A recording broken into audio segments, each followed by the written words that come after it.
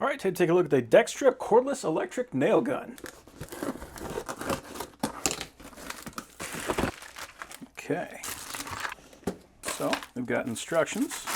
Dang, that is a nice big nail gun. So you can see you got a full rubberized grip, which actually feels very nice in the hand. You got a double trigger.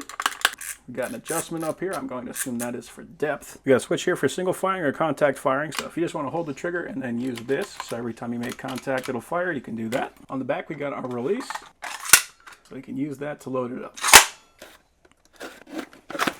Here we got our battery. It is a 2 amp hour and it comes fully charged. So that's nice. It has a standard quick style lock, and we have a full 5 contacts on here. It's even labeled positive and negative, and it pitches from both sides. So I like seeing that.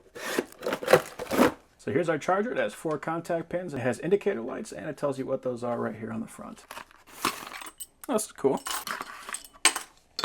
So it actually comes with a starter pack. And I was wondering what this is. It says that this is a belt hook. So if you need to climb up the ladder or something like that, you can just hang this right off your belt. That's cool. I like they got that. So this is cool. This is actually going to turn on the lights. I really like seeing that, so if we're working in the dark, we can still see with this. I'm going to be using the staples, so we just kind of set it in there. We want to make sure that these staples are facing forward. Same thing for the nails, basically put it in the exact same way, and then just slam this guy home. So you can see we got kind of a diagram on top. You can see the nail on this one is pulled toward me, and the nail on that side is pushed forward. So if I want to have the least amount of depth, I'm going to swing the dial to the left. If I want to have more penetration, I'll swing the dial to the right. So there's a stop. I'm going to start with the least penetration and see what we get. I'm also in single mode. I want to make sure we have that trigger pressed against it. There we go. You can see with the minimum depth, it hammered that in about halfway. So let's increase that. So what that can be good for, if you're trying to like put wires on the wall or something like that and you don't want to staple into the wire, with this you can control how deep that staple is going to go. Okay, we are consistent. You can see these two went in just a little deeper, so I'm going to make that even more.